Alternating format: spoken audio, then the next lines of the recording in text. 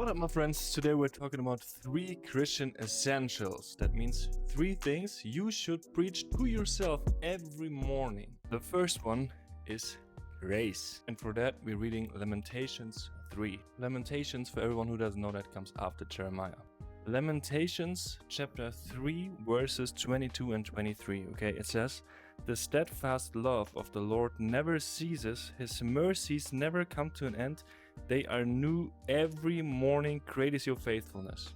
Okay, why do I say that you have to preach it to you every morning? Because it says it right here. It says his mercies are new every morning, and this is why we should preach it to ourselves every morning too, because we should live in grace. Okay, there is never a moment where you're too far gone for God's grace, and there is never a moment that you're so holy that you don't need God's grace anymore. Okay, and this is why we should live the whole day with the perspective of grace. Okay, it is undeserved, so you can't do anything to get it and to deserve it, and anything to undeserve it or unget it. The second thing is love. You are loved not because of what you do, but because of what you are. And to prove that, we will go to Romans. Romans chapter 5 verse 8. There it says, "But God shows his love for us in that while we were still sinners, Christ died for us."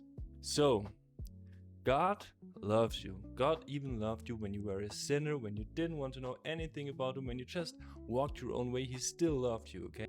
Even when we were sinners, Christ still loved us, and now we are his kids. For that, we go to 1 John 3 verse 1 says this: "See what kind of love the Father has given to us, that we should be called children of God, and so we are." Okay, this is the perspective that we should walk. We have 2 legs, okay? One leg grace and one leg is therefore love, which should remind you, okay, I'm walking in grace and love, and none of this do I deserve, but it's given by God without me anything doing for it.